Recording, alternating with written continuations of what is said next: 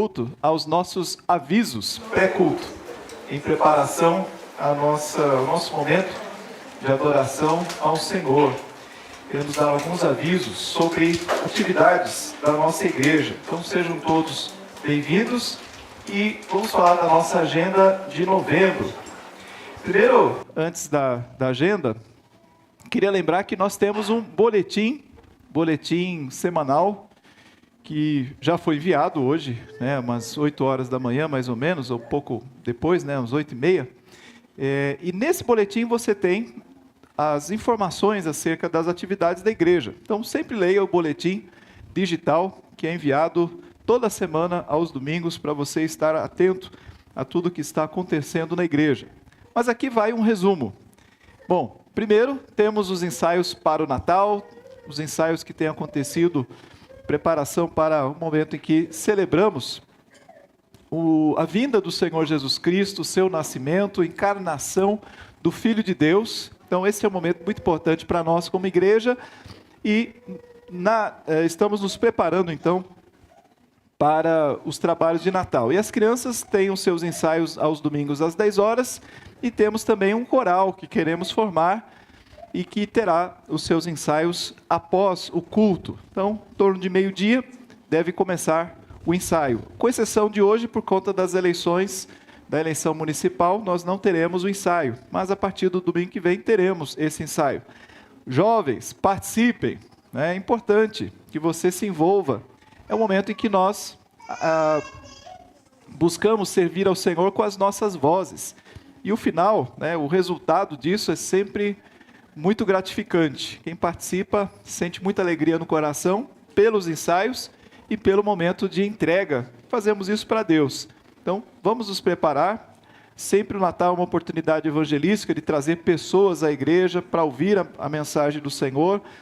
E nós, como igreja, queremos oferecer o melhor para Deus e para que as pessoas possam sentirem-se tocadas pela mensagem do Natal, mensagem cantada. Então, primeiro aviso dos ensaios. Segundo aviso, tarde esportiva dos adolescentes, dia 2 de novembro, é um feriado, é um sábado, Feriado também. E teremos aí a tarde esportiva dos adolescentes. Já temos o horário definido, 3 horas, 15 horas. Então, 15 horas da tarde, 15 horas. Fale cadê a Maria Flor? Lá atrás? Na casa da Maria Flor. Então vai ser muito bom. Todos convidados aí, os adolescentes, para essa tarde esportiva. E, por fim, temos mais um aviso. O dia de ação de graças está chegando.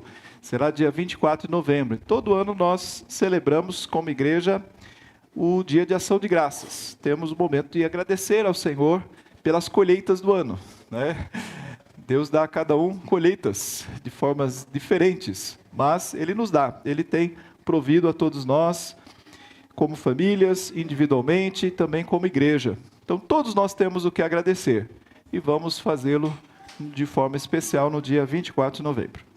Creio que são esses os nossos avisos. Também, dentro do boletim da igreja, você vai encontrar um link para acessar um outro boletim. Na verdade, o jornal O Brasil Presbiteriano, que desse mês está bem recheado. Um jornal que tem mais ou menos quase 30 páginas, 25 páginas, é quase um livro. Mas com informações do que está acontecendo no Brasil todo. Para a gente perceber que a igreja presbiteriana vai muito além da nossa igreja local. É uma igreja que está presente no país todo, com muitas atividades diferentes, muitas frentes diferentes de trabalho, seja missionário, seja na área educacional, seja nos seus nichos de trabalho, jovens, adolescentes, tem a sua história também, inclusive tem lá texto acerca de história, então você fica por dentro do que está acontecendo. O link, então, está dentro do nosso boletim digital, que foi enviado hoje pela manhã. Que Deus nos abençoe. Vamos, então, iniciar o nosso culto.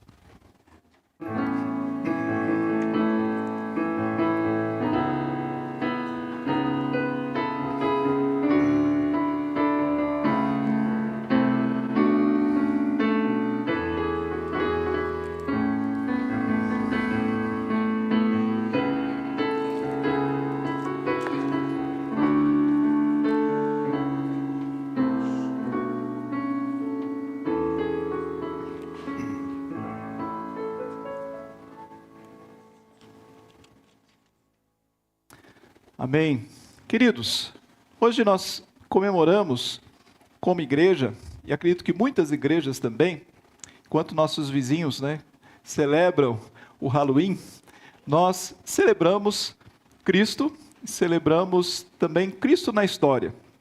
E na história, na nossa história, nós podemos nos recordar da importância da reforma protestante que aconteceu no século XVI. Nós somos herdeiros dessa reforma. Uma reforma é a mesma coisa que um avivamento, um despertamento que Deus realizou através de pessoas.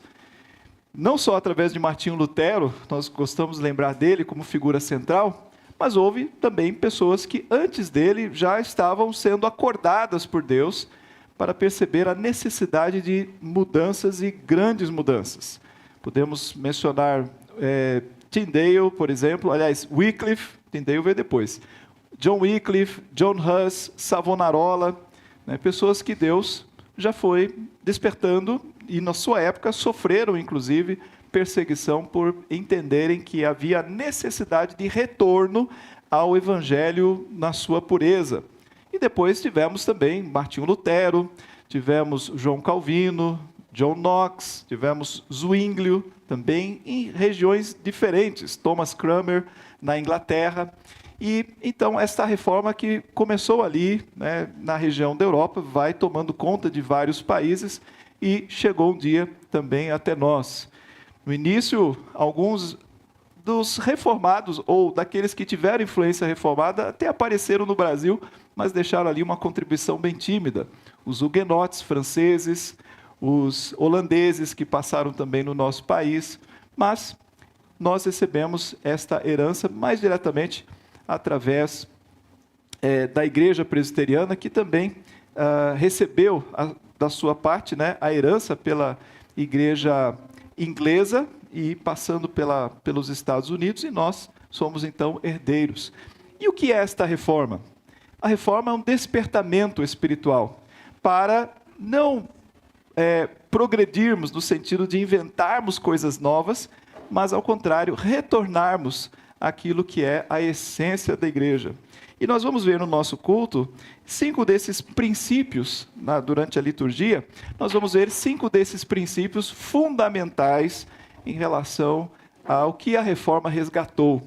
O primeiro desses princípios, e o fundamental deles, é o solus Christus. São termos em latim que destacam quais foram os fundamentos que a reforma trouxe de volta. E um deles é que nós cremos que Cristo é suficiente para a salvação e o nosso único mediador.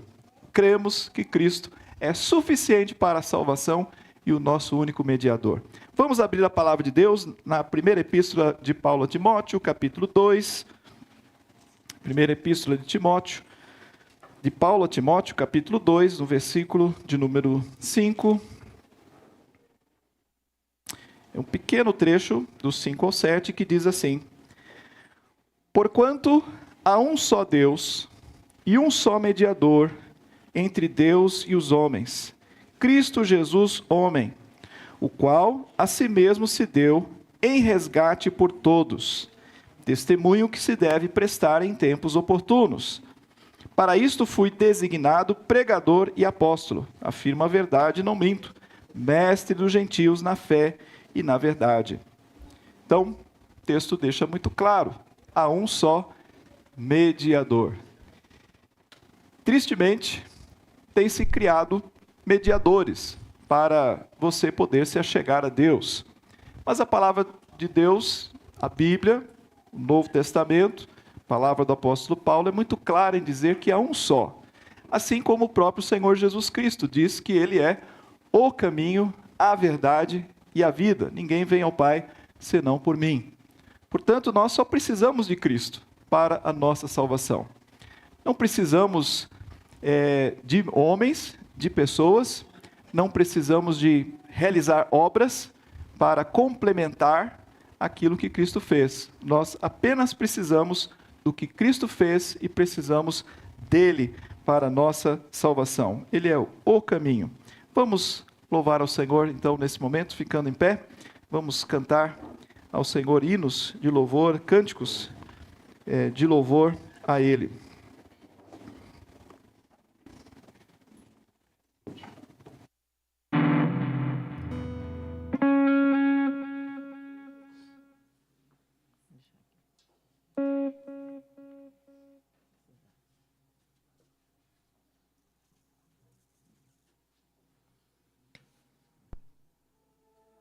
Bom dia, irmãos. Vamos louvar ao nosso Deus.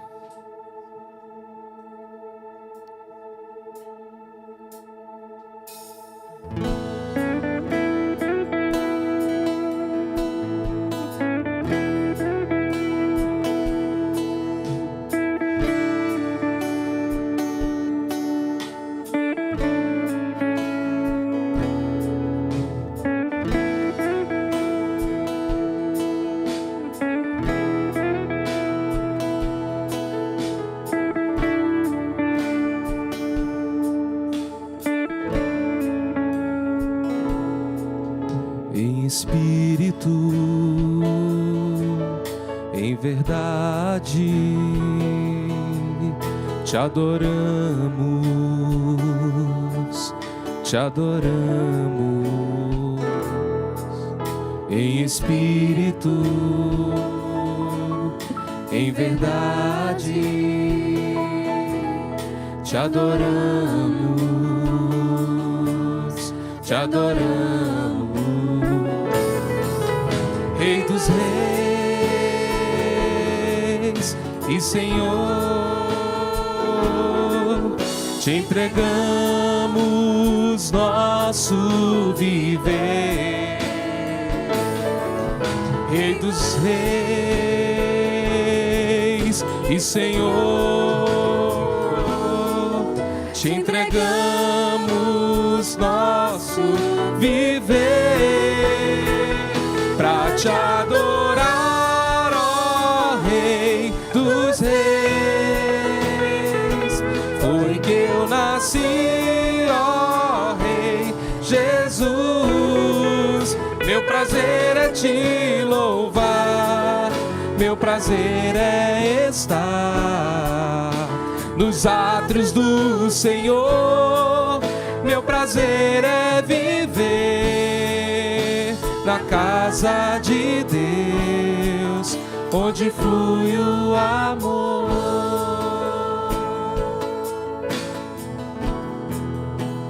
Em espírito, em espírito,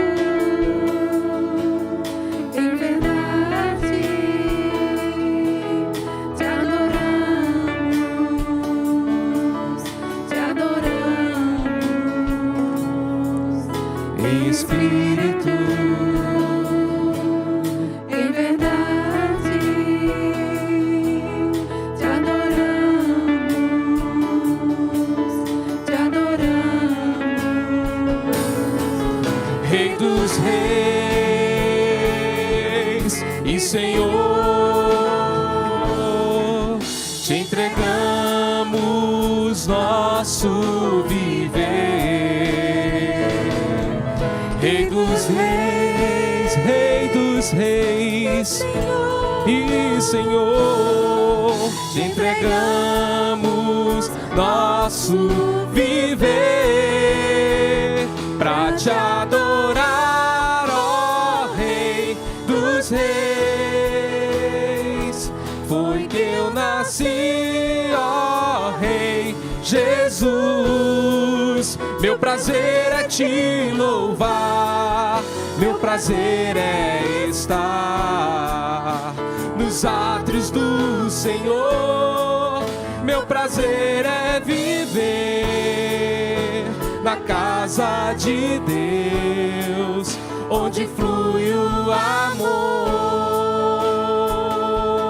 Onde flui o amor. Onde flui o amor.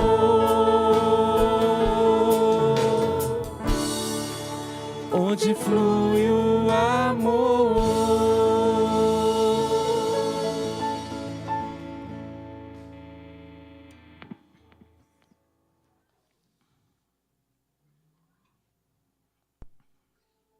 E a Ele toda a honra, toda a glória, porque Ele é muito grande. Ele é soberano, Ele é o Senhor de nossas vidas.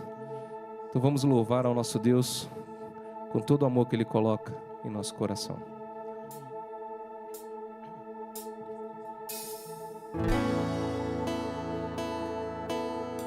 Queremos o Teu nome em grande e agradecer-Te por tua obra em nossas vidas. Confiamos em Teu infinito amor, pois só Tu és o Deus eterno sobre toda a terra e céu.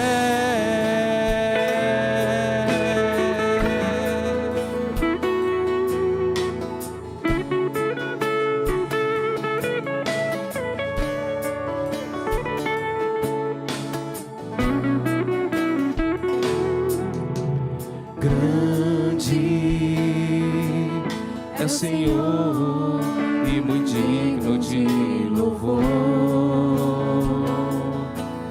Na cidade do nosso Deus, seu santo monte, a alegria de toda a terra.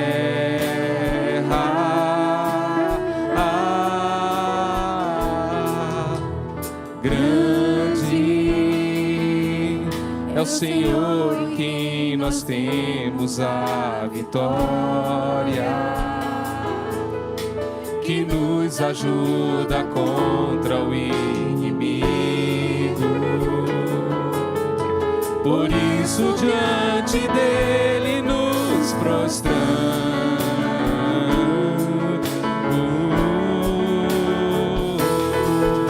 Queremos o Teu nome engrandecer e agradecer-Te por Tua obra em nossas vidas. Confiamos em Teu infinito amor,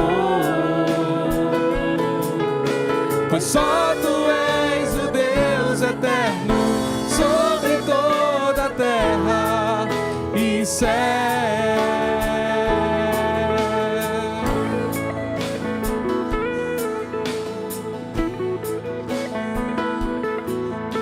Pois só Tu és o Deus eterno sobre toda a terra e céu.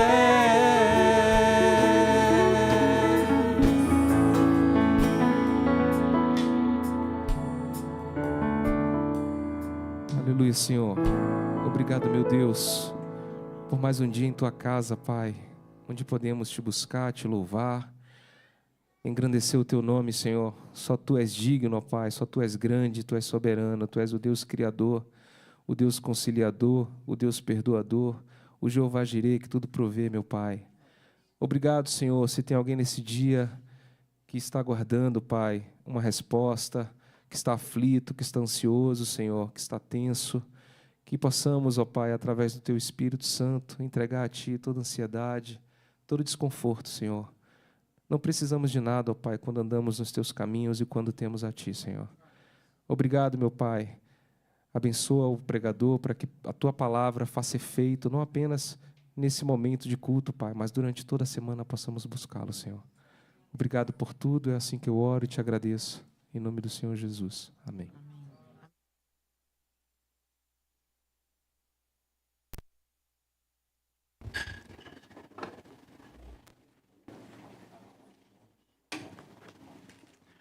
Amados, vamos abrir a palavra de Deus na Epístola de Paulo aos Romanos. Falamos agora há pouco que um dos fundamentos da nossa fé é crer que Cristo, e somente Cristo, é o nosso único e suficiente Salvador. Não precisamos de mais ninguém para ser o nosso mediador entre nós e o nosso Deus. Cristo é suficiente. Todos nós podemos nos achegar diretamente a Deus através de Cristo. Não precisamos de sacerdotes humanos, não precisamos de intermediários, não precisamos de alguém que faça aquilo que Cristo faz.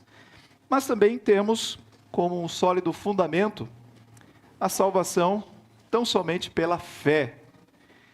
Esse termo em latim é o conhecido sola fide, somente pela fé. Cremos que a salvação é somente pela fé. Romanos, capítulo 3, nós podemos ler acerca desta verdade, versículos de número 10 até o versículo de número 28. Romanos 3, então o texto diz assim: como está escrito, não há justo nenhum sequer. Não há quem entenda, não há quem busque a Deus, todos se extraviaram, a uma se fizeram inúteis, não há quem faça o bem, não há nenhum sequer. A garganta deles é sepulcro aberto, com a língua urdem engano, veneno de víbora está nos seus lábios. A boca eles a têm cheia de maldição e de amargura. São os seus pés velozes para derramar sangue, nos seus caminhos há destruição e miséria. Desconheceram o caminho da paz. Não há temor de Deus diante dos seus olhos. Ora, sabemos que tudo o que a lei diz, aos que vivem na lei, o diz para que se cale toda a boca, e todo mundo seja culpável perante Deus, visto que ninguém será justificado diante dele por obras da lei, em razão de que pela lei vem o pleno conhecimento do pecado. Mas agora, sem lei, se manifestou a justiça de Deus, testemunhada pela lei e pelos profetas. Justiça de Deus mediante a fé em Jesus Cristo, para todos e sobre todos os que creem, porque não há distinção, pois todos pecaram e carecem da glória de Deus, sendo justificados gratuitamente, por sua graça, mediante a redenção que há em Cristo Jesus, a quem Deus propôs no seu sangue como propiciação mediante a fé, para manifestar a sua justiça, por ter Deus, na sua tolerância, deixado impunes os pecados anteriormente cometidos, tendo em vista a manifestação da sua justiça no tempo presente, para ele mesmo ser justo e o justificador daquele que tem fé em Jesus. Onde, pois, a jactância, ou seja, o orgulho, foi de todo excluída. Por que lei? Das obras?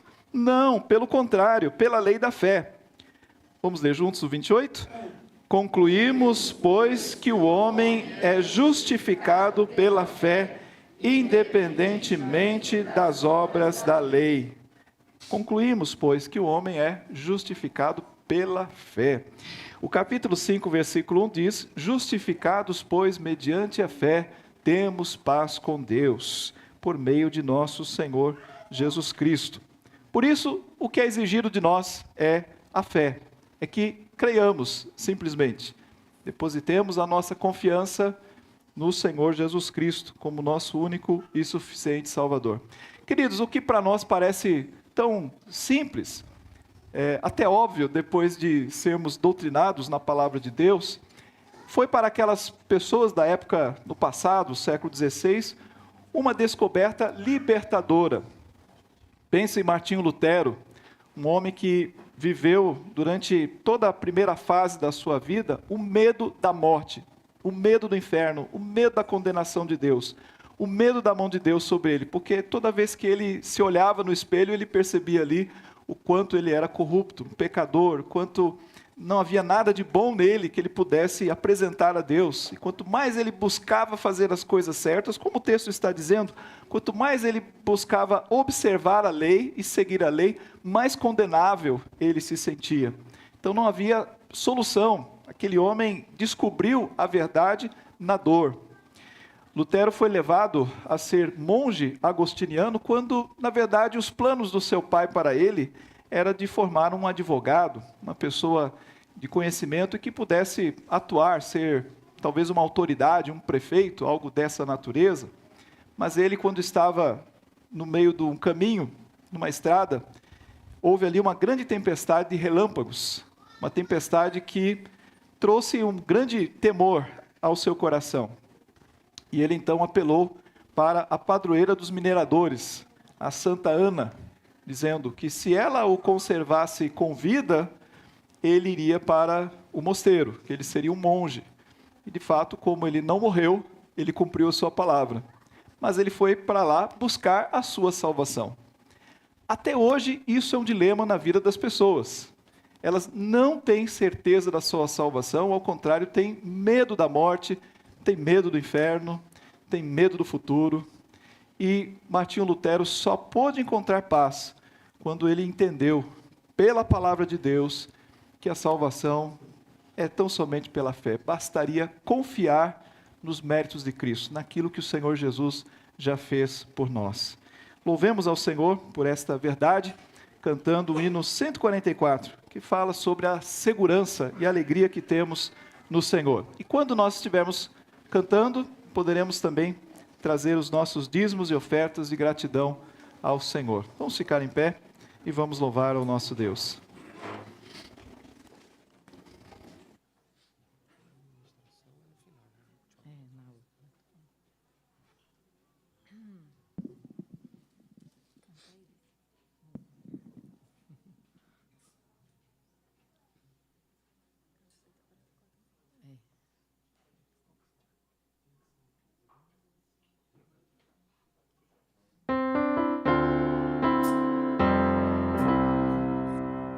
Segurança tenho em Jesus, pois nele gozo, paz, vida e luz. O Cristo herdeiro, Deus me aceitou, mediante o Filho que me salvou. Conto essa história cantando assim: Cristo na cruz foi morto por mim. Conto essa história cantando assim: Cristo na cruz foi morto por mim. Inteiramente me submeti, plena alegria nele senti. Anjos descendo, trazendo dos céus provas da graça que vem de Deus. Conta essa história cantando assim: Cristo na cruz foi morto por mim. Conta essa história cantando assim: Cristo na cruz foi morto por mim. Firmado em Cristo, no seu amor, estou contente, meu Salvador. Esperançoso hei de viver por Jesus Cristo, por seu poder. Conta essa história cantando assim: Cristo na cruz foi morto por mim. Conta essa história cantando assim: Cristo na cruz foi morto por mim.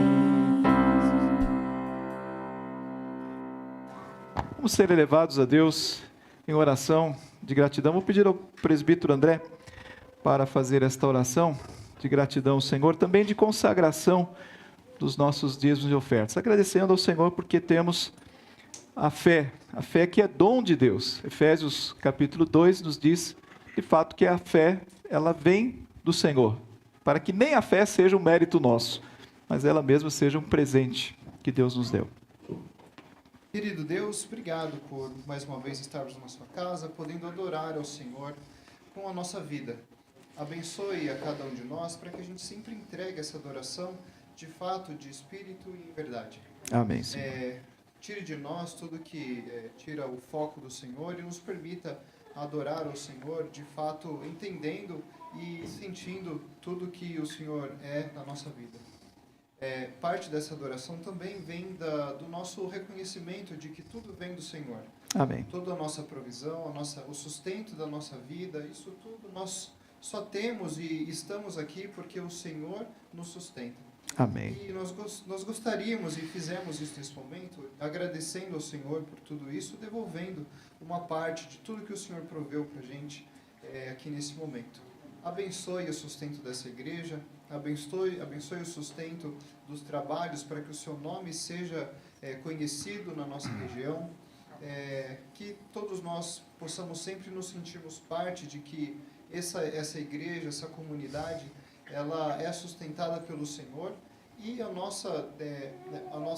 nosso entendimento de que tudo vem do Senhor e essa devolução de tudo que o Senhor nos deu é parte disso, Deus. Amém, Senhor. Obrigado por tudo que o Senhor tem feito por nós.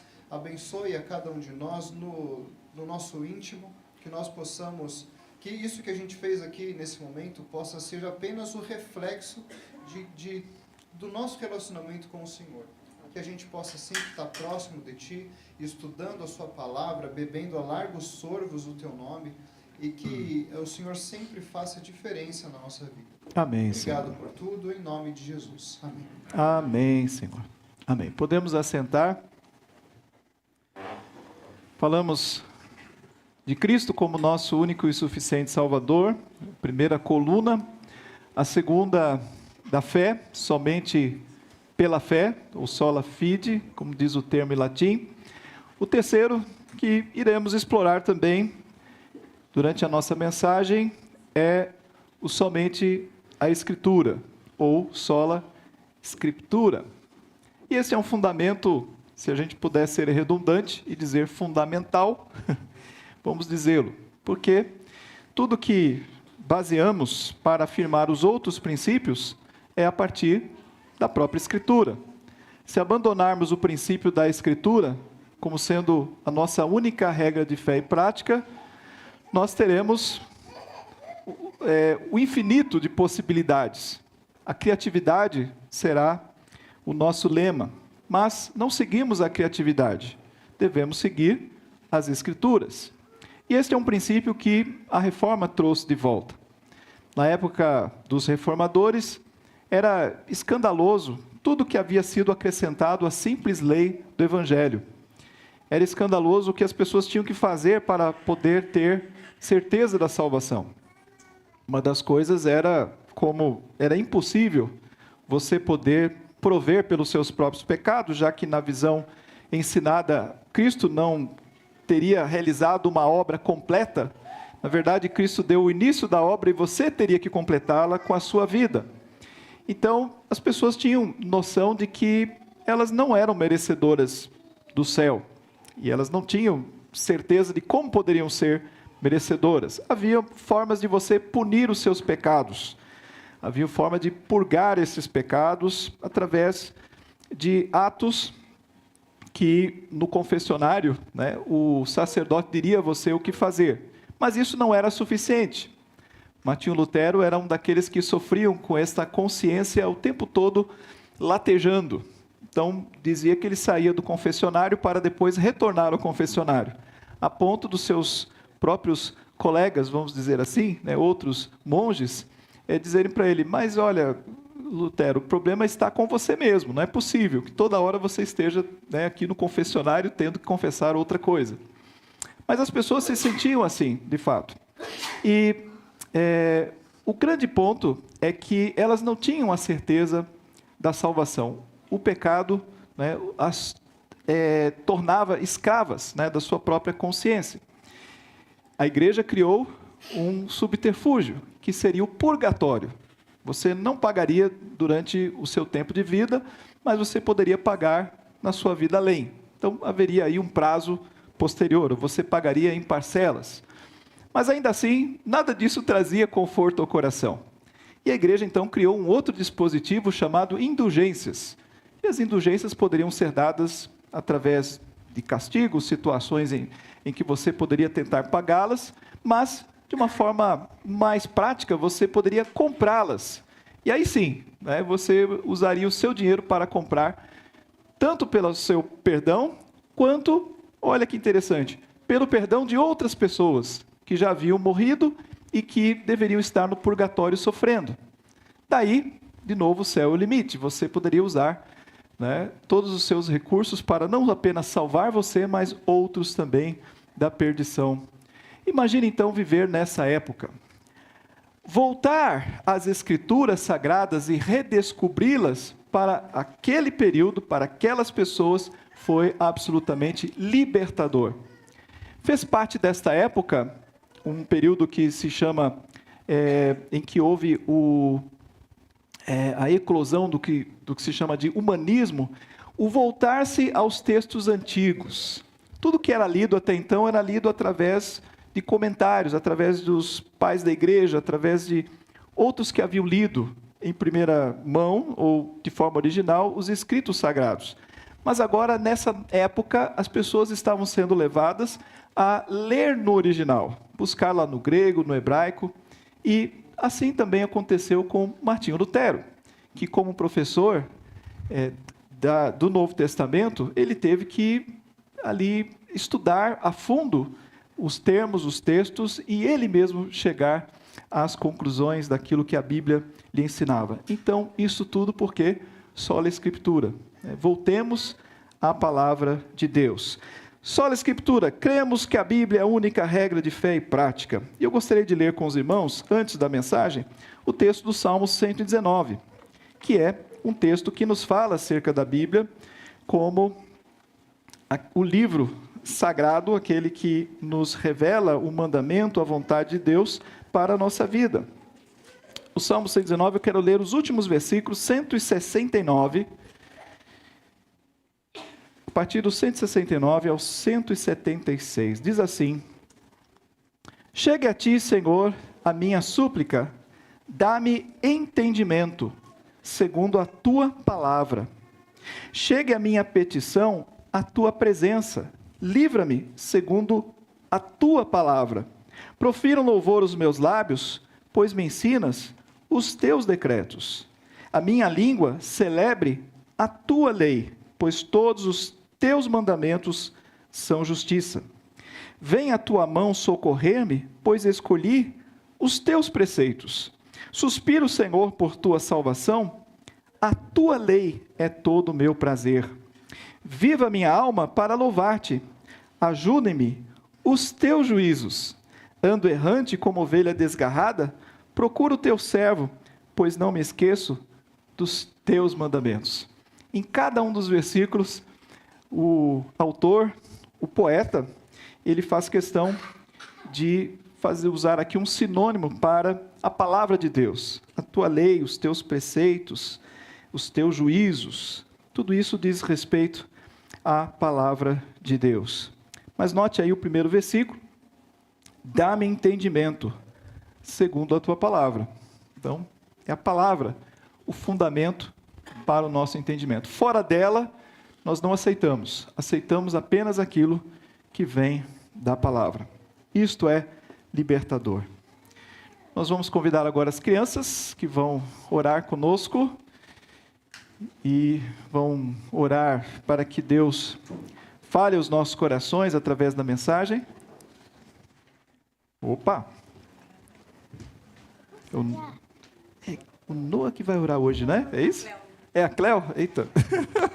Eu acho que as crianças vão orar aqui no plural, então, hoje. Não tem problema. Então, peraí, vamos fazer assim. Vamos ter orações.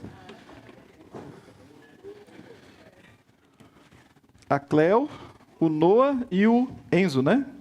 Henrico. Desculpa, Henrico. O Henrico que vai orar. O Enzo é o irmão. Então, Lourenço, né? Falei Enzo, Lourenço. Oh, gente, são as férias, viu? Às vezes a gente fica... Então, vamos lá. Vou começar com o Noah. Depois tem a Cleo também, né? Cadê a Cleo? Está aqui. Pronto. O Noah vai fazer uma oração agora, né? Pai nosso que está no céu, santificado teu nome, venha no teu reino, seja feita a vontade, assim na terra como no céu. O pão nosso de cada dia, nos dá hoje, perdoa-nos nossas dívidas, assim como nós perdoamos aos nossos devedores. Não nos deixe cair em tentação, mas vamos lá, e poder agora pode ser sempre. Amém. Amém, amém. Louvado seja Deus, Noah, muito bem. Agora o Henrico que vai orar. Papai do céu, muito obrigado por esse dia. Estamos conosco hoje na igreja, que nós cada vez na escola, em qualquer lugar que o Senhor esteja, eu sei que o Senhor está conosco. Em nome de Jesus, amém. Amém. Amém, Henrico e a Cleo. Papai do céu, muito obrigada por esse dia e que a mensagem que o pastor, que o pregador vai dar, que ela toque os corações das pessoas. E obrigada porque a gente está aqui na igreja e que o culto infantil e o culto também seja muito bom. Amém, Em nome Senhor. de Jesus, amém. Amém. Amém, Cleo. Deus abençoe. Deus abençoe a cada uma das crianças que fazem parte da Igreja do Senhor Jesus Cristo, sejam elas desta igreja local, das igrejas que estão espalhadas por todo o mundo. É o povo do Senhor, o povo de Deus, e que nos dá muita alegria. E parabéns aos pais por ensinarem os seus filhos, prepará-los para orar, ensinando muitas vezes os adultos, né, os marmanjos, porque nem sempre todos estão dispostos a orar, especialmente em público, não é? Mas graças a Deus pelos nossos pequeninos. Queridos, nós queremos hoje poder refletir dentro deste tema, que é a reforma, dentro do tema da reforma que diz respeito a avivamento. Reforma e avivamento são praticamente sinônimos, despertamento. E Deus causa esses despertamentos, reformas, avivamentos na história do seu povo, nas nossas vidas. Provavelmente você deve ter uma história particular de um avivamento seu, né, que Deus causou na sua vida, que possivelmente esteja ligado ao momento de grande dificuldade. Geralmente, né, há uma relação entre dificuldade, provação e avivamento, proximidade com Deus e maior amor a Deus e alegria em poder servi-lo. Nós vamos ver um texto da palavra que vai nos contar um avivamento ocorrido no reino de Judá, na história do povo de Deus, lá no passado, e nós vamos procurar conectar essa realidade com a nossa realidade, com a nossa vida, com a nossa igreja. Mas antes de olharmos para o texto, e você já vai começar a fazer algumas conexões. Quando nós falamos da reforma protestante do século XVI, aliás, temos tido a oportunidade de estudá-la ao longo das quintas-feiras. Temos aí 2 excelentes professores, o Júlio, a Débora, hoje não está participando de uma conferência junto com o José. E temos estudado esse tema e percebido que houve um contexto na época que ajudou, ou fomentou no coração das pessoas uma fome, uma sede de Deus em relação àquilo que se vivia. Como eu já tenho dito, aquele período era um período caracterizado pelo medo da morte, medo do inferno, medo de nada ser suficiente para agradar a Deus, um período em que, do outro lado, a igreja ela conseguia dominar as pessoas justamente por conta do medo, ela conseguia explorar as pessoas economicamente, financeiramente, né? Qualquer semelhança com os nossos dias não é mera coincidência, há uma exploração também acontecendo. Havia muitos escândalos, muita corrupção, as pessoas não se conformavam em ver o poder que a igreja naquela época tinha sobre príncipes, inclusive, sobre reis. A política e a igreja estavam ali de mãos dadas, não se fazia uma coisa sem o consentimento da outra parte. E a corrupção, a deterioração moral era gigantesca e aquilo foi mexendo com as pessoas. Havia também o medo da morte física por conta das pestes, né, que aconteciam, peste bubônica, por exemplo. As pessoas tinham vidas curtas, viviam dependentes da agricultura e as questões eram muito rudimentares, muito difíceis. Quem tinha oportunidade, estudava. E aí você, com o estudo, também queria ir mais além, né? E justamente nesse período fomentou-se no coração das pessoas essa busca pelo conhecimento que fosse além daquilo que a igreja, durante a Idade Média, havia imposto sobre as pessoas. Daí uma necessidade de buscar-se pelas fontes, as fontes originais. Tudo isso criou um cenário propício para que homens e mulheres também pudessem enxergar além daquele contexto, né, da igreja e daquilo que havia sido imposto sobre elas, buscando uma verdade, a verdade na palavra de Deus. E agora eu quero que você leia comigo, segundo o livro dos Reis, capítulo 22, e onde nós vamos extrair a lição para a nossa vida, dentro de um contexto também de reforma, e uma situação que tem lá suas semelhanças com a época da reforma do século XVI. Nós estamos aqui no ano 640 a.C., mas você vai poder perceber que o ser humano é sempre o ser humano.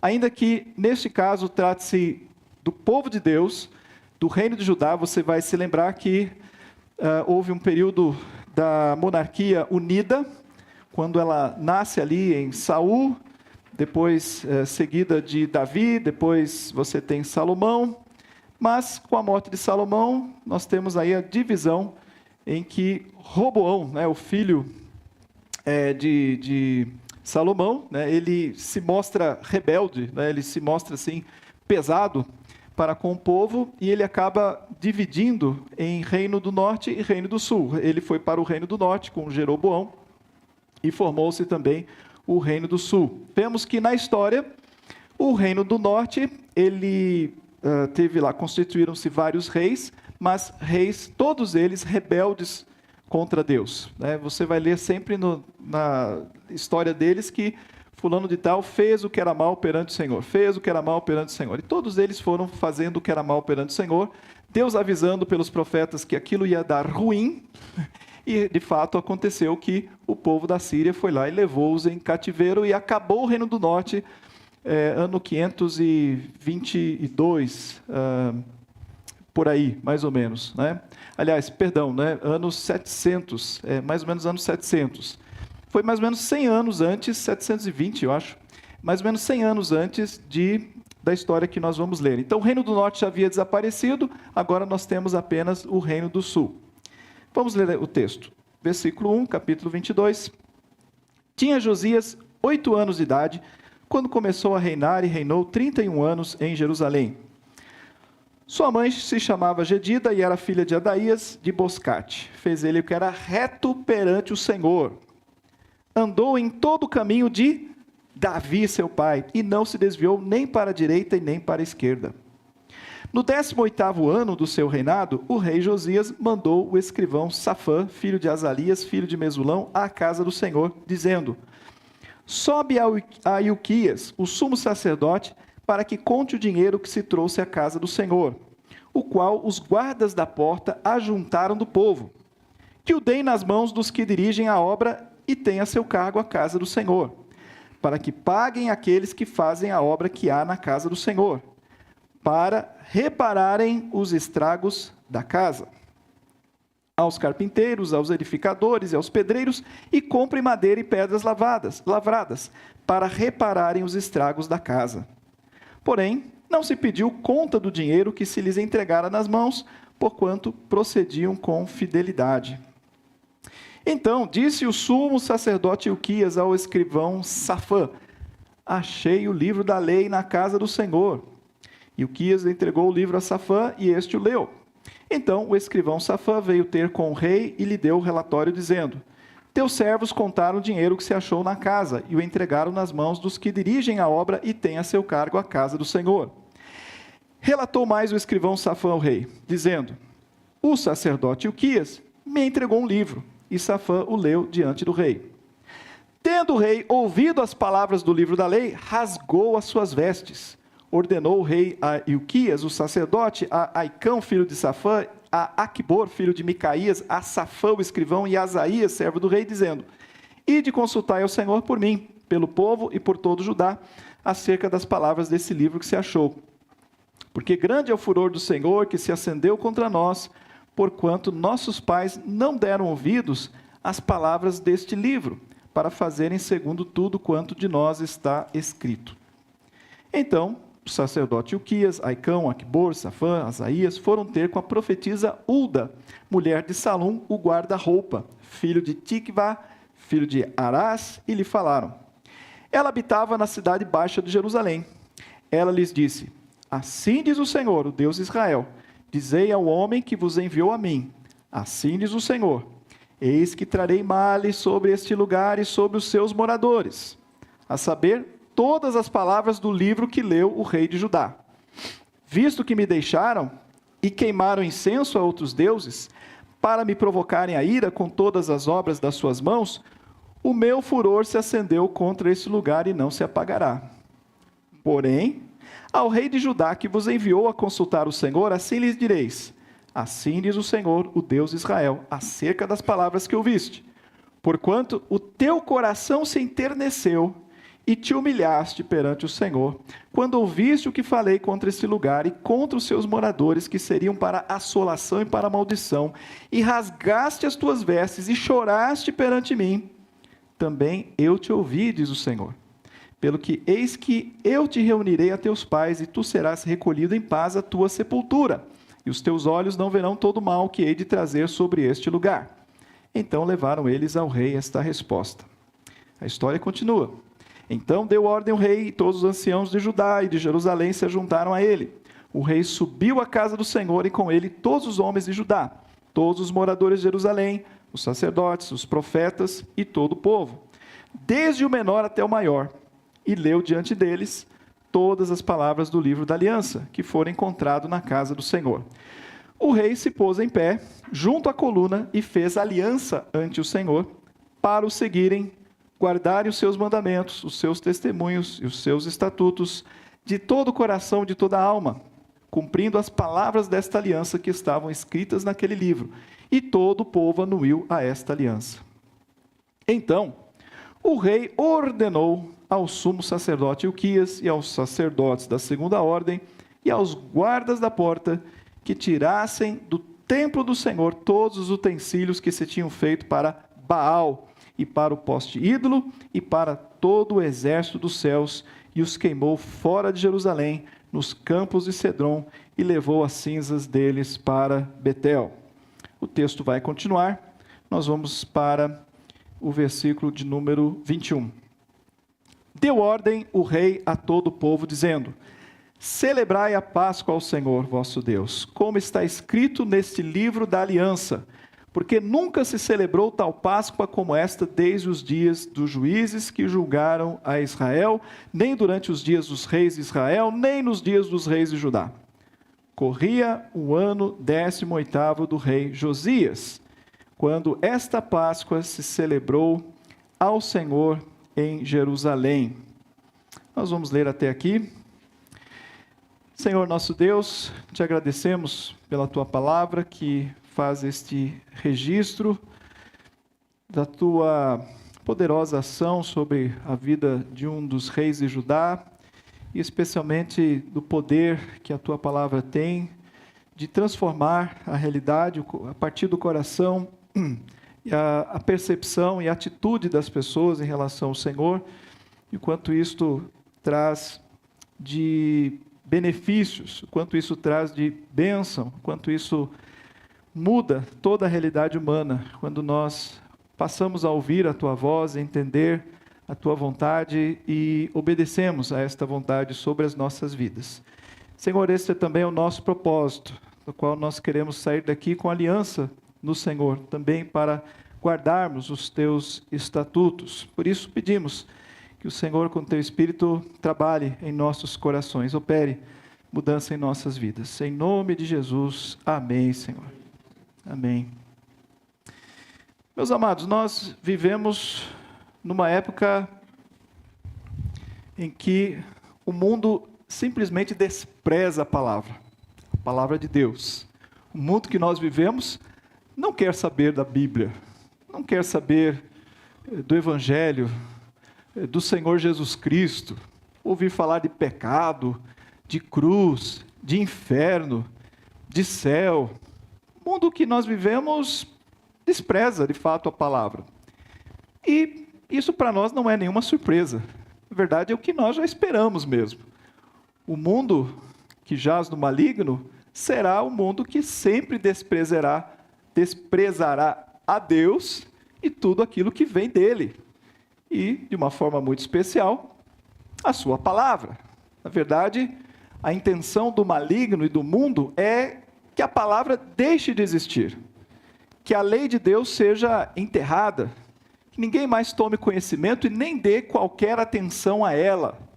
O mundo tem esta intenção, e isso não é surpresa, e não deveria ser para nós. Mas deveria ser surpreendente, aterrorizante, terrível para nós, imaginar essa situação ocorrendo no meio do povo de Deus. Imagine se chegasse um tempo em que nós não encontrássemos mais a palavra de Deus dentro da sua própria igreja. Não encontrássemos mais a palavra de Deus dentro da igreja. Fôssemos a uma igreja para ouvir a palavra de Deus e lá justamente não a encontrássemos. Ouvíssemos de tudo, conselhos, motivações para a vida, muita música, saíssemos de lá inclusive alegres, né, mais cativados, assim, motivados para a vida e cheios de esperança e alegria, mas sem ter ouvido talvez um único texto da palavra de Deus. A pergunta que eu faria é: será que isso pode estar acontecendo nos nossos dias? Será que estamos caminhando, ou poderíamos estar caminhando nessa direção? Eu imagino que a sua resposta seja possivelmente sim, né? Ou infelizmente sim, para nossa surpresa. O que eu disse que não é surpresa no mundo, mas incrível é que isso, de fato, pode estar acontecendo no meio daquilo que se chama de igreja do Senhor Jesus. E é claro que isso vai trazer graves e tristes consequências. Eu ouvia um pastor recentemente no Instagram, uma mensagenzinha dele dizendo assim que ele estava mais preocupado em procurar trazer respostas ao mundo das perguntas que o mundo levanta.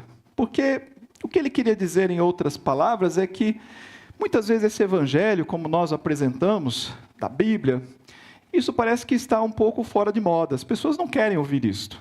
O mundo não está aqui entrando falando assim: eu quero ouvir a mensagem do pastor para a minha vida, a mensagem da Bíblia. As pessoas estão mais interessadas em outros tipos de questões. E ele, pastor, aquele que falou no Instagram, disse que estava mais interessado também em tentar entender este mundo e responder às perguntas que o mundo efetivamente estava fazendo. Mas nisso, que parece ser uma percepção razoável, inteligente, afinal o mundo tem as suas próprias dúvidas e devemos ir atrás delas, é, por outro lado, uma rejeição daquilo que é a pura verdade da palavra de Deus. A igreja do Senhor Jesus Cristo, ela tem uma tarefa que lhe foi dada por Deus, e nesta tarefa está pregar a palavra de Deus na sua pureza. Como João Batista, que nos seus dias desérticos, ele pregava no deserto, e muitos o rejeitavam por conta disso. Assim também o Senhor Jesus, quando pregava, muitos o rejeitavam por conta daquilo que ele pregava. A palavra de Deus deve ser pregada na sua inteireza, na sua pureza, na sua integralidade, e não adaptada, e não reinterpretada, relida. Nós vamos olhar no texto e perceber o que estava acontecendo. Josias foi um dos reis de Judá, e ele viveu em tempos terríveis. Quando você lê o texto, eu passei aqui por esta parte de propósito, um texto grande, em que ele faz uma purificação do templo. Você percebe que todos os problemas imagináveis estavam dentro do templo e da casa do Senhor. É lá onde estavam plantados todos os ídolos possíveis e imagináveis. É lá onde havia prostituição cultual, é lá onde estava Baal, é lá onde oferendas eram feitas, era lá onde, inclusive, o texto fala que pessoas ofereciam seus sacrifícios, seus filhos em sacrifício a Moloque. Quem havia feito isso? O avô de Josias, Manassés. 2 reis antes de Josias, houve um dos piores reis de Judá, tratado na Bíblia como sendo aquele que era o verdadeiro demônio, né? Como ele pegou os próprios filhos, ofereceu para Moloque, matou pessoas e fez todo tipo de abominação diante de Deus. Era o avô de Josias, Manassés. O pai de Josias, Amon, seguiu nos mesmos caminhos de Manassés, mas foi morto, traído pelos próprios assessores, que o encurralaram dentro da própria casa dele. E era nesse contexto em que Josias nasceu. O texto fala que aos 8 anos de idade ele assumiu o trono. Imagine, né? Uma dessas crianças aqui, quem tinha 8 anos de idade? Não sei se o Henrico tem quantos? 7, né? Então, põe mais um ano aí no Henrico. Então, é o rei de Judá. E ele, claro, tendo seus assessores, assumiu o governo do povo de Judá. E que você, né, pode dizer assim, mas isso é uma irresponsabilidade, de fato, né, um rei assumir com 8 anos de idade. Mas aquilo que Deus vai fazer na vida de Josias é impressionante. Você deve ler esse texto de 2 Reis 22, combinado com o texto de 2º livro das Crônicas, capítulo 34. Lá você vai ver a mesma história contada com algumas diferenças e inclusões de informação. Lá em 2 Crônicas 34, o texto nos diz que este rei, né, o Josias, ele começa o seu reinado com 8 anos e que no 8º ano do seu reinado, versículo 3 do 34, sendo ainda moço, veja, o 8º ano, se ele começou com 8, agora ele está com 16 anos de idade, um adolescente, o texto diz lá em Crônicas, sendo ele ainda moço, começou a buscar o Deus de Davi, seu pai. O que dá a entender que até essa idade, aos 16 anos, ele estava imerso ali no meio daquela lama que vivia o povo de Judá, seguindo a régua de Manassés, de Amon, aqueles deuses todos, aquela prostituição cultural. Deus, o Deus de Davi, estava perdido, né? A noção de Deus estava perdida no meio de todo o lixo que havia sido colocado dentro do templo do Senhor. E era ali onde Josias vivia. Mas houve então um despertamento. O texto fala que aos 16 anos, vejam aí adolescentes, né? A gente às vezes subestima o adolescente, fala, adolescente ainda está aprendendo, né? Ele não sabe nada, é apenas um adolescente. Deus usou Josias enquanto adolescente, que começou a buscar ao Deus, né, de Davi. Veja que ele não fala o Deus do seu pai Manassés, mas é o Deus de Davi. E, a partir daí, Deus vai usá-lo para realizar uma grande reforma. Ainda em Crônicas ele diz, e no 12º ano, agora 12 anos do início, você tem Josias com 20 anos. O texto fala que ele começou a purificar a Judá e a Jerusalém dos altos, dos postes ídolos e das imagens de escultura. Então, primeiro eu quero chamar a atenção para esse fato, que o despertamento vem de Deus, né? É um milagre que Josias, no meio de todo aquele lixo do seu contexto, tenha sido despertado por Deus para se voltar a Ele. E a gente vê aí, então, a ideia da graça. A graça de Deus que alcança Josias. Isso aconteceu, interessantemente, com outros reis também de Judá, e não aconteceu com os reis do norte. Deus tinha um propósito específico com o rebento, com a linhagem de Judá, que era a linhagem de Davi. Deus tinha um propósito ali. E Deus, então, manteve o seu povo com esses avivamentos. E este é um dos mais importantes que aconteceu sob Josias. Mas voltemos ao texto de Reis. E aqui eu quero, trazendo para nós já algumas lições, que você e eu também tenhamos uma percepção do por onde passa esse avivamento ou o que ele produz. Versículo 3 diz assim, agora estou em Reis, no 18º ano do seu reinado, 26 anos, o rei Josias mandou o escrivão Safã e tal, para irem à casa do Senhor, com que propósito? Para, versículo de número 5, repararem os estragos da casa. Quando lemos no livro das Crônicas, o texto fala que, no versículo de número 11, ele diz assim, que os reis de Judá deixaram a casa de Deus cair em ruína. Então, a casa de Deus estava em ruína. Perceba que Isto era uma consequência natural daqueles que haviam abandonado a adoração verdadeira a Deus. A casa de Deus estava em ruína. E eu quero chamar então a atenção para esse primeiro aspecto da grande reforma que Josias realizou. A atenção para com a casa de Deus. E aqui eu quero chamar a atenção sua para o primeiro aspecto para a reforma de Deus na nossa vida. A atenção para com a casa de Deus. Por casa de Deus, eu não estou falando desse templo. Vocês sabem que há uma diferença entre o templo do Senhor lá em Jerusalém, que Deus havia constituído, mandado construir, para que fosse o centro da sua adoração. Mas no Novo Testamento isso fica claro que não é um lugar onde nós devemos adorar, mas a igreja de Cristo é onde o Senhor está presente. O Espírito Santo de Deus está presente na igreja. Onde houver 2 ou 3 reunidos, ali estou no meio deles.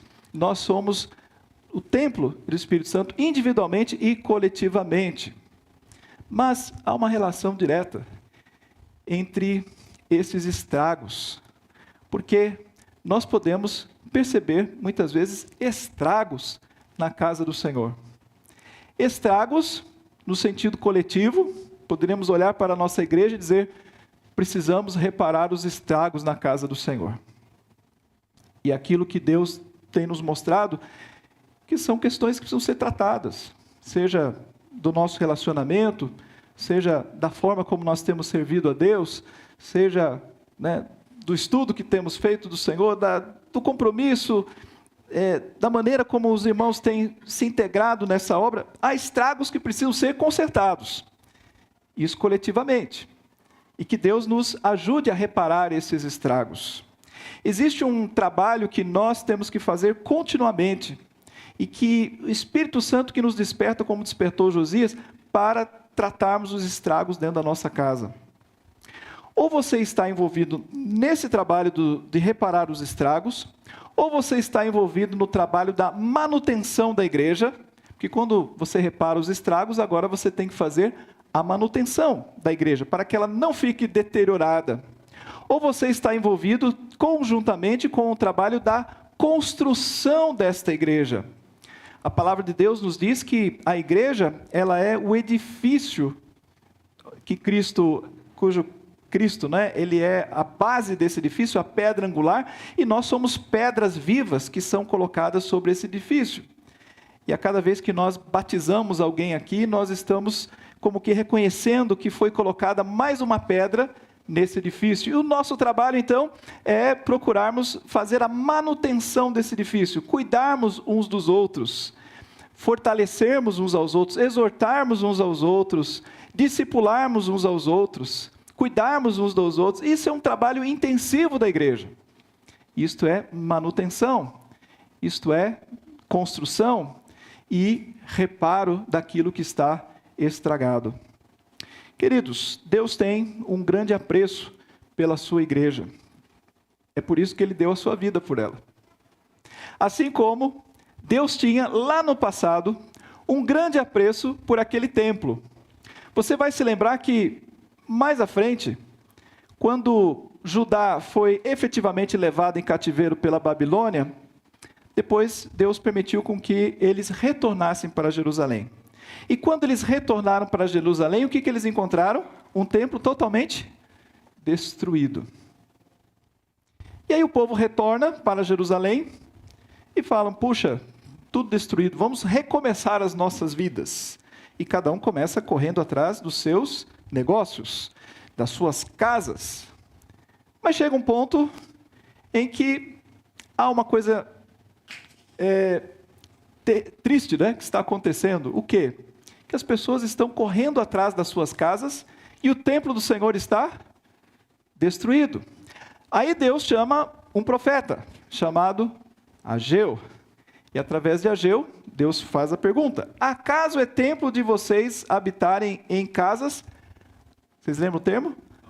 Apaineladas, cheias de coisas aí, casas bem estruturadas, confortáveis, enquanto o templo permanece em ruínas. Ora, por que Deus estava tão interessado num templo?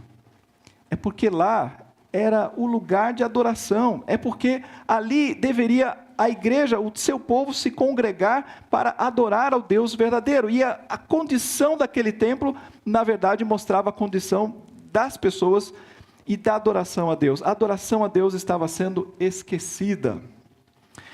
Por isso, o primeiro ponto que eu quero trazer aqui é a necessidade de nós repararmos os estragos da nossa relação com a nossa igreja. E como igreja, as pessoas. Eu não estou nem falando das paredes, né? Pode haver aqui problemas que têm que ser tratados também, como decorrência do nosso ajuntamento nesse lugar. Mas é a nossa relação com a igreja. Josias queria restabelecer o serviço a Deus. E por isso ele convoca carpinteiros, edificadores, pedreiros, comprando madeira e tudo mais. E todos aqui trabalharam com fidelidade. Esse é o primeiro elemento. Vá juntando. Eu quero que você lembre-se, são 6 elementos no final. Mas eu quero que você lembre-se de cada um deles. A segunda coisa que vai acontecer no texto é que, ao chamar os seus servos para que eles reparassem os estragos, de repente o sumo sacerdote, veja, o sumo sacerdote, hein? Estava lá, talvez varrendo ali e tal, e de repente, opa, né, tropeçou ali num negócio, uma caixa, não sei. E lá estava o livro. O texto fala, no versículo 8, o sacerdote Ilquias chama lá o escrivão Safã e diz: achei o livro da lei na casa do Senhor. O livro da lei foi achado. Ora, o sacerdote achou o livro da lei na casa do Senhor. Né? Como assim? Mas é o que está acontecendo nos nossos dias. Imagine, você vai a certos lugares, esperando encontrar o livro da lei, você ouve de tudo menos o livro da lei.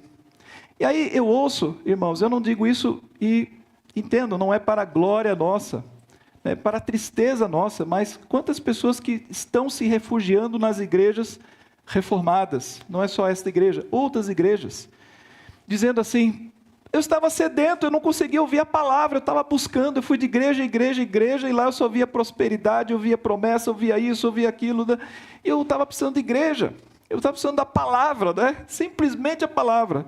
E aí quando eles encontram, eles parecem que estão no oásis, né? O que para nós assim é tão comum, né? Mas as pessoas estão sedentas e não têm palavra.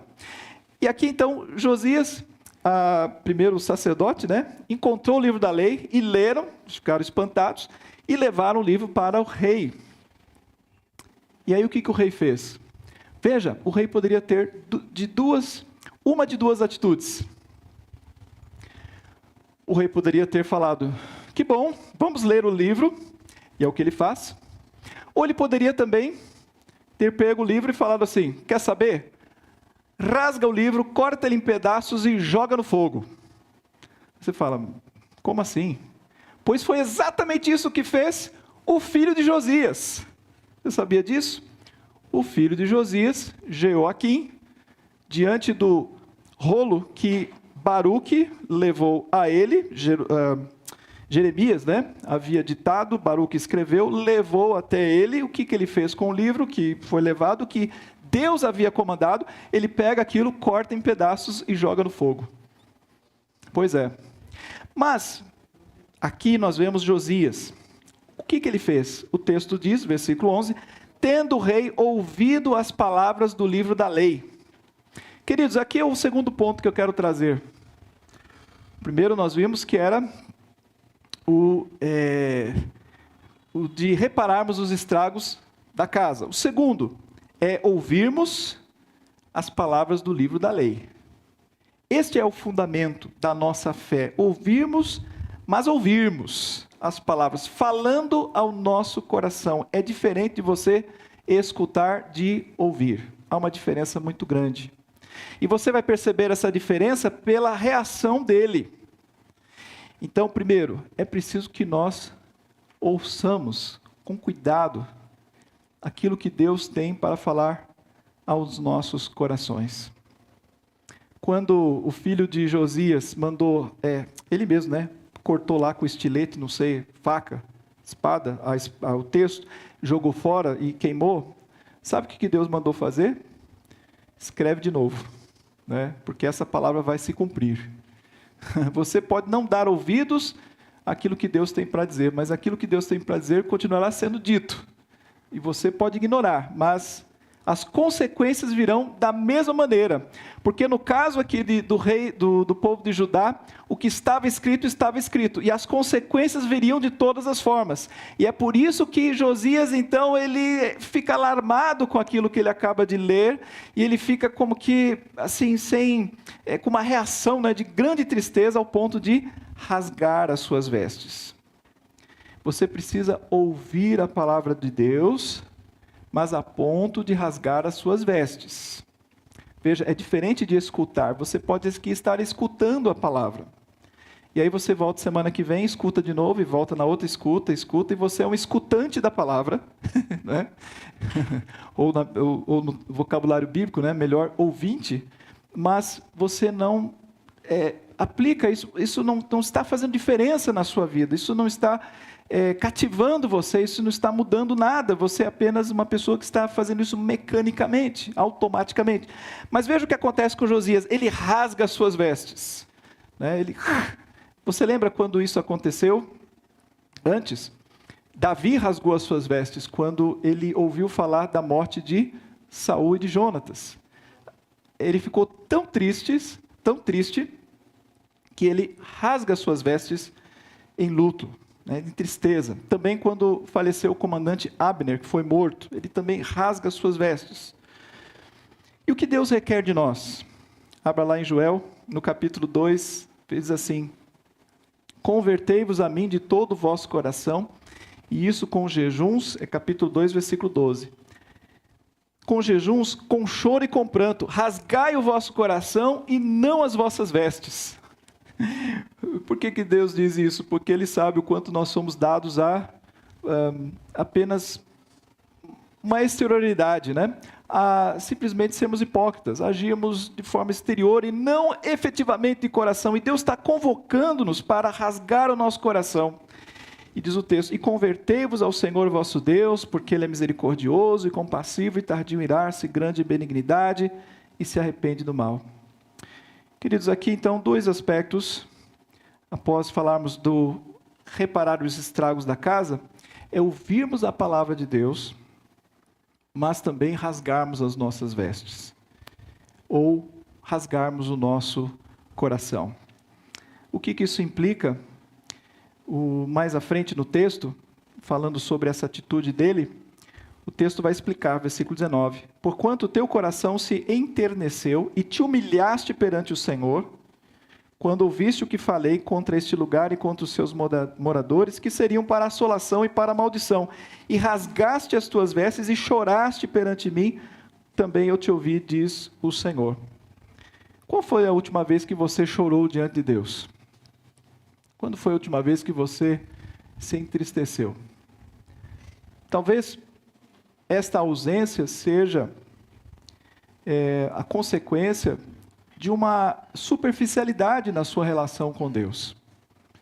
De novo, o automatismo, essa nossa vida, né, fast food, tudo é feito rapidamente, a reflexão diante de Deus é feita de uma maneira à la caixinha de promessa, tudo é feito assim, né, apenas para durar aquele instante marcado no relógio ali, e a gente segue a nossa vida, e nós não gastamos o tempo devido na presença do Senhor, e não sentimos o que a palavra efetivamente está falando ao nosso coração.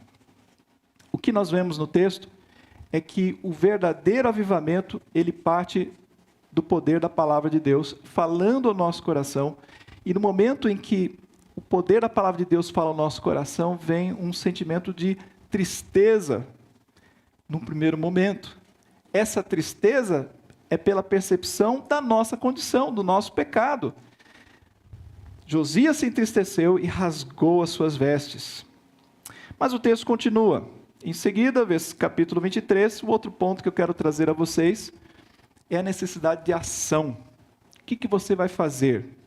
O texto diz que Josias leu, capítulo 23, versículo 2, ele leu diante deles, do povo, todas as palavras do livro da aliança.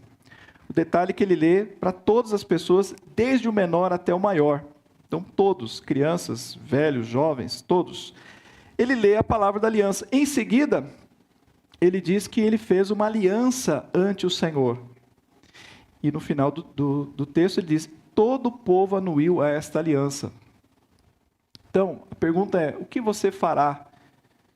Todo culto, nós temos que sair com a nossa aliança renovada diante de Deus, que é uma disposição, que é uma decisão nossa diante do que nós ouvimos. Se você ouve a palavra e, legal, né? E vai sair daqui, excelente sermão, gostei, tudo muito bom. Mas se isso não torna, né, essa palavra numa decisão que muda a sua vida, qual o sentido disso? Diante daquilo que eles ouviram da palavra e a percepção do quão errados, distantes eles estavam dos caminhos do Senhor, eles fizeram uma aliança diante de Deus. Os termos da aliança estão aqui. Versículo 3. O rei se pôs em pé junto à coluna, fez aliança ante o Senhor, para os seguirem, guardarem os seus mandamentos, os seus testemunhos, os seus estatutos, de todo o coração e de toda a alma, cumprindo as palavras desta aliança que estavam escritas naquele livro. Que livro era esse? Ninguém sabe ao certo. Mas há uma grande possibilidade que se trate do livro de Deuteronômio. Porque lá, nesse livro da lei de Moisés, é que estavam estas junções ou essas consequências, tanto da obediência quanto da desobediência do povo. E o que eu acho legal é que Josias não fala assim, gente, acharam o livro da lei. O livro da lei é aquele que Moisés havia escrito há 800 anos atrás. 800 anos atrás? Então, acho que é preciso fazer uma releitura, né? Uma reinterpretação, uma ressignificação, uma qualquer coisa. Né? E ele não faz nada disso. Ele simplesmente lê o texto e as pessoas, então, entendem a vontade de Deus e fazem uma aliança com Deus. Queridos, é preciso que eu e você saímos daqui com esta aliança com Deus. Esse é o outro princípio do texto. Ele não ficou com aquela informação e disse, legal, devolve o livro lá onde você achou, né? Vamos fazer uma aliança com Deus. Dentro dessa aliança estava uma atitude muito prática, que começou no versículo 4. Eu não li todo o texto porque ele é longo, mas ele fala da purificação do templo e do culto. O que chama a atenção nesse trecho é que toda a podridão do mundo, do paganismo, prostituição cultural, tudo que não presta, estava dentro do templo da casa de Deus. Isso que chama a atenção. Você vê aqui, olha, versículo 4, ele fala, e os sacerdotes, segundo a ordem, os guardas da porta, que tirassem do templo do Senhor todos os utensílios que tinham se feito para Baal, e os poste-ídolos. Você sabe o que era um poste-ídolo? Era um falo humano, né? Era um objeto que representava a genitália masculina. Estava lá dentro do templo. Você fala, mas como chegou lá? Foi chegando aos pouquinhos, né? Nada é da noite para o dia, mas são as concessões que são feitas com o mundo. E, de repente, isto passa a fazer parte da igreja. Será que você tem visto isso de uma forma ou de outra acontecendo nos dias atuais? Se você procurar, você vai achar, né? As coisas estão acontecendo. O texto continua dizendo, olha, versículo 6, também tirou da casa do Senhor o poste ídolo, que levou para fora de Jerusalém e tal. Também, versículo 7, derribou as casas da prostituição cultual que estavam na casa do Senhor, no versículo 7, olha só. Versículo 11, também tirou os cavalos que os reis de Judá tinham dedicado ao sol, à entrada da casa do Senhor. Versículo de número 12, também os altares que fizeram a Manassés, nos 2 átrios da casa do Senhor, tudo dentro da casa do Senhor. Ele fez uma limpa. Bom, como é que isso se aplica a nós? A necessidade de purificação. Nós precisamos fazer uma limpa. Lembre-se de Josué. Depois de ter entrado na terra prometida, parte dela foi conquistada, e no final da história, Josué, no capítulo 24, né, ele chama o povo e diz, e agora? Vocês têm que escolher se vocês querem servir a Deus ou vocês querem servir aos ídolos dos vossos pais. E o povo fala assim, não, queremos servir a Deus. E Josué diz, não, vocês não podem servir a Deus, porque o nosso Deus é um Deus justo. Ele é um Deus que se ira contra o mal. Vocês têm que abandonar, jogar fora todos os deuses estranhos. Ele diz, eu e minha casa serviremos ao Senhor, mas vocês têm que decidir a quem vocês querem servir. Vocês não podem servir a Deus e a Mamon. Vocês não podem servir a dois deuses. É preciso fazer uma purificação, uma limpeza geral. Queridos, nós precisamos fazer essa purificação. O que está te impedindo de crescer na vida? Vida cristã. É sem dúvida algum peso que você está levando aí. Olha, né? Você lembra lá da esposa de Jacó, que estava carregando um ídolozinho, né? Estavam fugindo, mas ela tinha ali, quem que era? Raquel. Tinha ali, né? No seu cavalo, um ídolozinho ali. Então, muitas vezes nós temos os nossos ídolozinhos de estimação, os nossos pecados de estimação.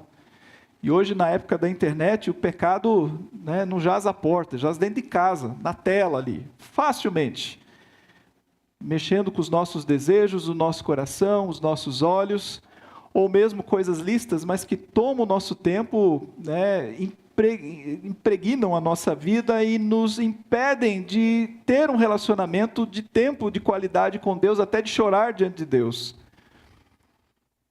Quais são estes ídolos? É preciso fazer uma purificação, uma limpeza. Josias enfrentou isso. Com certeza, isso não foi fácil. Com certeza, ele enfrentou pessoas que o confrontaram com essa disposição. Ele chegou a matar pessoas para poder colocar em ordem as condições do povo de Judá. A pergunta é: você está disposto a isto? E, finalmente, versículo 21. Depois de ter feito toda essa limpeza, versículo 20, olha, ele matou os sacerdotes dos altos, queimou os ossos humanos sobre eles.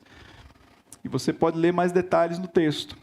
Mas aí, finalmente, versículo 21 diz: deu ordem o rei a todo o povo, dizendo: celebrai a Páscoa do Senhor. Esse foi o elemento final e decisivo. Terminou em festa.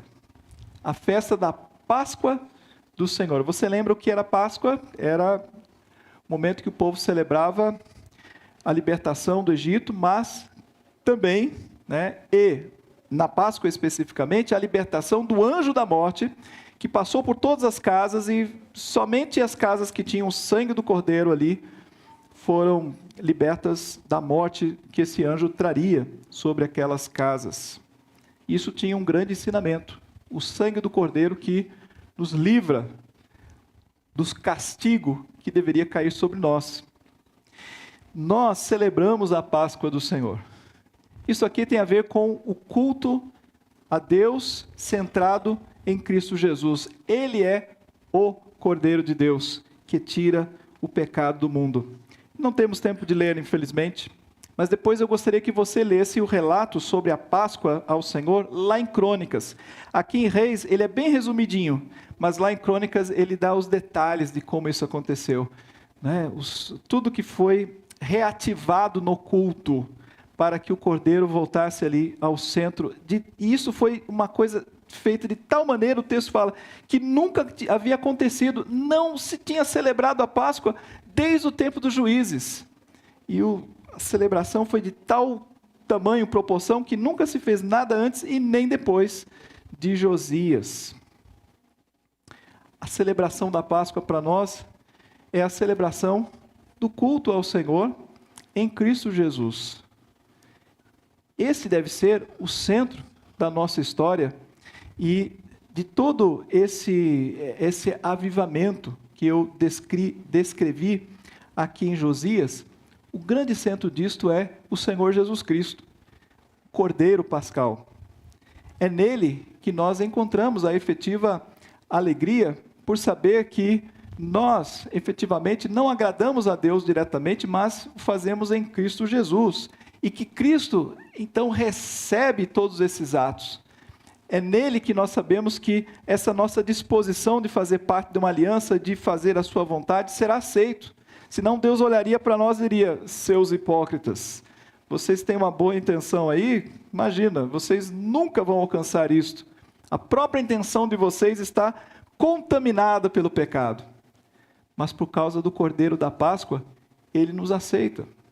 Então, o grande fundamento de todo este avivamento é o Cordeiro da Páscoa. Celebrai a Páscoa ao Senhor. Quando participamos do culto, participamos da ceia, nós celebramos a Páscoa ao Senhor. Isso deve ser o centro de todo o nosso avivamento. O texto fala: deu ordem o rei a todo o povo, dizendo: celebrai a Páscoa, como está escrito neste livro da aliança. Amados, você talvez precise descobrir o livro da lei, que está perdido em algum lugar aí. Você já encontrou esse livro da lei na sua casa? Será que ele está guardado no armário? Será que ele está perdido dentro de um celular? Ou no computador? Será que ele faz parte da sua lembrança do passado? Deus quer que você resgate este livro da lei. Ele quer que você faça a manutenção da sua vida enquanto igreja, né? Que você faça essa manutenção. Ele quer que você também se arrependa, verdadeiramente, rasgando as suas vestes diante do Senhor. Ele quer que você faça uma aliança com Ele. O Senhor quer que você realize um ato de purificação na sua vida, uma limpeza completa. E, finalmente, que você possa celebrar tudo isso em Cristo Jesus. Que Deus possa, assim, abençoar a nossa igreja hoje, nos dias atuais. Dias que também necessitam da reforma. Assim como no século XVI Deus realizou esta reforma, Deus está realizando esta reforma hoje. É o mesmo Deus que atua lá, que atuou lá, atua também aqui e individualmente na vida de cada um de nós. Que Deus assim nos abençoe. Amém. Amados, nós vamos ainda cantar. Aliás, antes de cantar, né? Ler 2 versículos de Efésios 2. Efésios 2, versículo 8 diz assim: porque pela graça sois salvos, mediante a fé, e isto não vem de vós, é dom de Deus. Não de obras, para que ninguém se glorie, pois somos feitura dele, criados em Cristo Jesus, para boas obras, as quais Deus de antemão preparou para que andássemos nelas. O quarto fundamento da nossa vida cristã e da nossa salvação é que nós cremos que a salvação é tão somente pela graça. Esse é um dos conceitos mais difíceis das pessoas apreenderem. Você pode entender os outros conceitos, mas a graça é um dos mais difíceis. Você sempre quer achar um meio de acrescentar alguma coisa. Não é possível, eu tenho que fazer uma coisa. E a Bíblia diz: meu amigo, é pela graça, né? Não tem jeito. A gente só recebe e tem que agradecer por recebermos tudo que vem das mãos dele. Nós vamos cantar o hino 93, que fala desta realidade, que é a graça. A nossa fé está firmada na graça do Senhor. Vamos ficar em pé e vamos cantar este hino.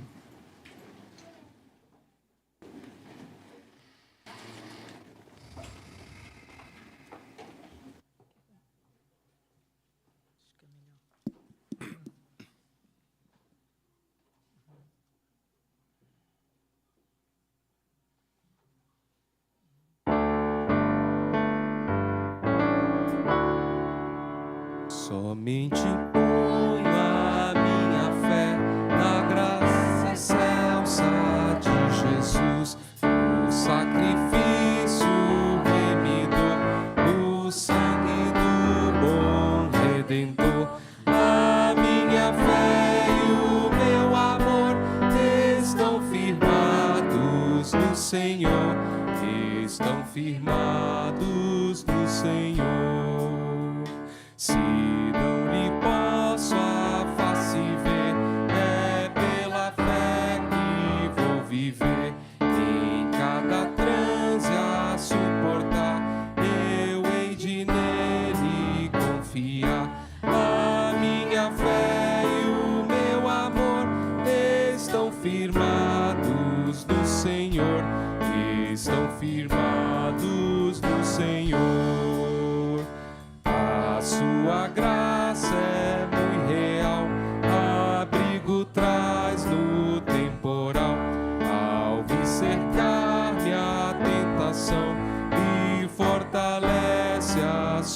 tua mão. A minha fé e o meu amor estão firmados no Senhor, estão firmados no Senhor. Quando a trombeta ressoar, irei com Ele me encontrar, e com os salvos cantarei louvor eterno ao grande Rei. A minha fé e o meu amor estão firmados no Senhor, estão firmados no Senhor.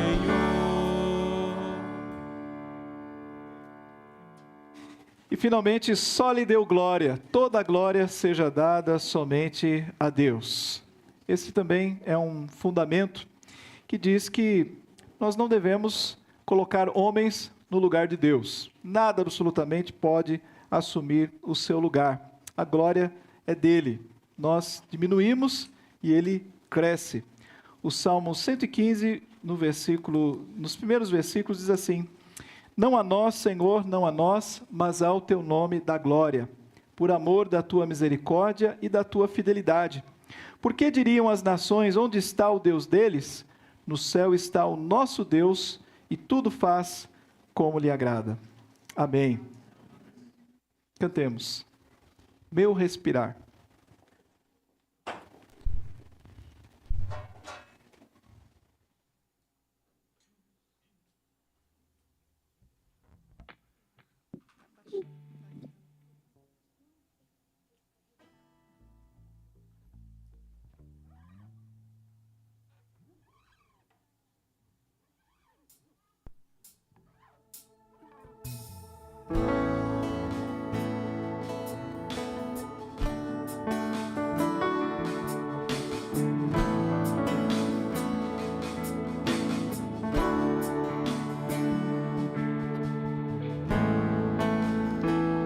Esse é o meu respirar,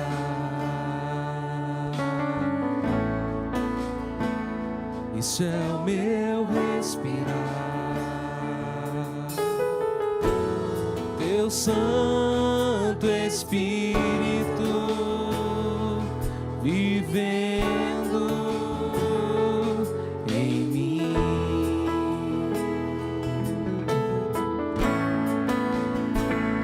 E este é o meu pão, e este é meu pão, este é o meu pão. Tua vontade feita em mim.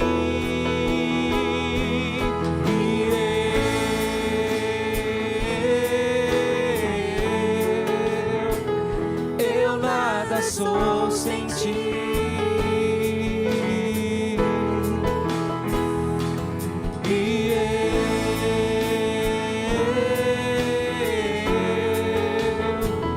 Perdido estou sem ti.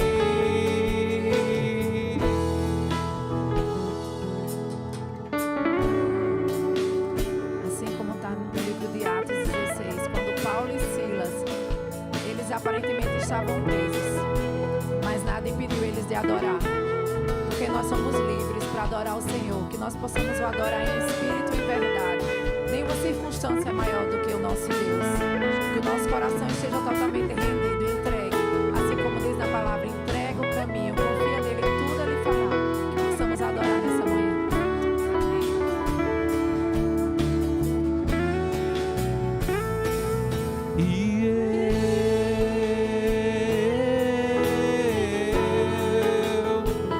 Eu nada sou sem ti.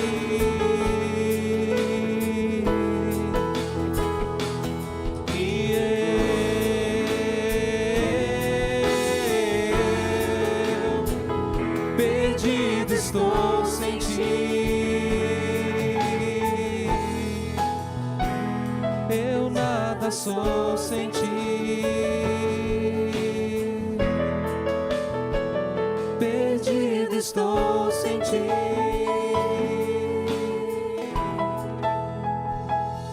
Amém, Senhor. Senhor, te damos glórias e agradecemos a Ti, porque de fato sem Ti somos nada. Não poderíamos entender a Tua palavra, não poderíamos nos achegar a Ti, não teríamos fé, não poderíamos confiar e nos derramar diante da Tua graça sobre nós. Iríamos insistir em querer fazer as obras pela lei. Não entenderíamos que o Senhor Jesus é o nosso único e suficiente Salvador. Continuaríamos procurando, sejam outros intermediários, ídolos, formas, mas obrigado, Senhor, porque o Senhor, pelo Teu Espírito, conseguiu fazer-nos entender e confiar tão somente na obra completada por Cristo e entender que Ele é suficiente. Obrigado, Senhor, pela Tua palavra. Ajuda-nos, ó Pai, nesta manhã, saímos daqui com esta aliança como igreja, aliança de que nós seguiremos a Ti, e procuraremos cumprir os Teus mandamentos, os Teus estatutos. Seguiremos uma vida de santidade, ó Pai. Este mundo que despreza a Ti, despreza a Tua palavra, é neste mundo que o Senhor quer que vivamos de forma contrária a Ele. Vivamos em santidade, vivamos, Senhor, em respeito a Ti, em temor a Ti. Pedimos, ó Pai, que o Senhor nos ajude a purificarmos a nossa vida, pedindo a Ti, ó Pai, que o Senhor mesmo revele o que está sendo peso para nós, ó Pai. O pecado que tenazmente nos assedia, nos mostra, ó Pai. Vê se há em nós algum caminho mau, para que eliminemos aquilo que tem nos impedido de crescer e termos paz diante do Senhor. Pedimos, ó Pai, que o Senhor faça com que o Teu Espírito também nos quebrante, nos traga contrição ao nosso coração, humilhação, para que rasguemos, não as nossas vestes, mas os nossos corações diante de Ti. Temos passado pouco tempo de qualidade diante do Senhor e, por conta disto, somos muitas vezes como palha. A nossa vida cristã é muito seca, não tem vida, não tem aquela alegria que nós experimentamos um dia. Mas que o Senhor traga isso de volta, despertando em nós, ó Pai, tanto a percepção do pecado quanto a alegria da salvação, e que possamos testemunhar disto ao mundo, ó Pai, com poder vindo do alto, do Teu Espírito Santo sobre nós. É o que nós Te pedimos nesta manhã, em nome de Jesus. Amém, Senhor Jesus. Amém. E que a graça do nosso Senhor Jesus Cristo, o amor de Deus, o nosso Pai, a comunhão, o consolo e o poder do Espírito Santo seja sobre todos vós e sobre todo o povo de Deus, em toda a face da terra, desde agora e para sempre, até a volta do Senhor e Salvador Jesus Cristo. Amém, Senhor Jesus. Amém.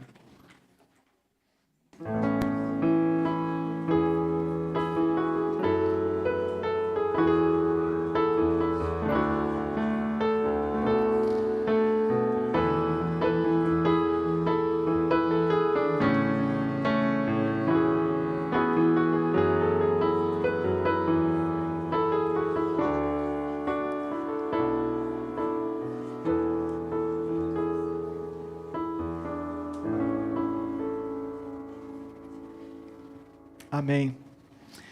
Queridos, a história, ela não acaba até que ela efetivamente acabe. Quando Jesus voltar, a reforma protestante, ela continua. Na verdade, através da igreja atual, existe um lema que diz: igreja reformada sempre reformando. Nós estamos sempre em reforma.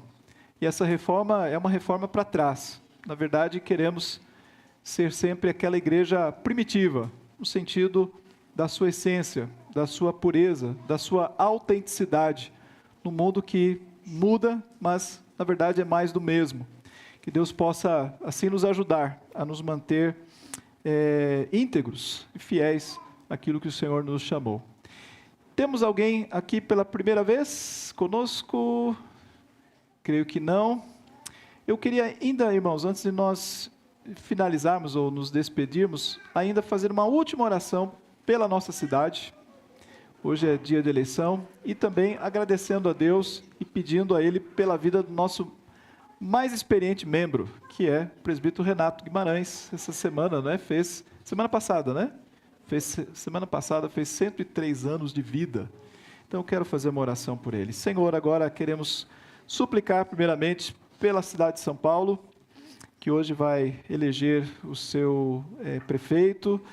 Seja, Pai, com este prefeito, ajudando, ó Pai, a governar essa cidade com tantos desafios.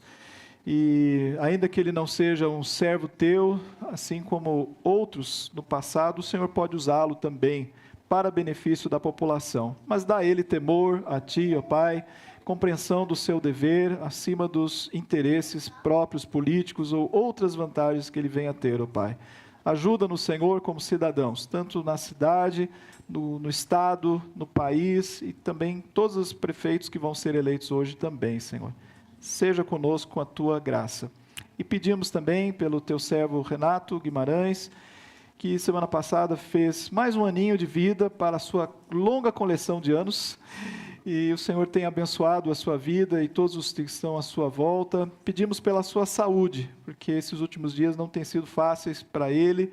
Pedimos que o Senhor continue ajudando, fortalecendo, e aos seus filhos também, para saberem como cuidar dele da melhor forma possível. Nós te pedimos, em nome de Jesus. Amém, Senhor. Amém. Deus abençoe, amados.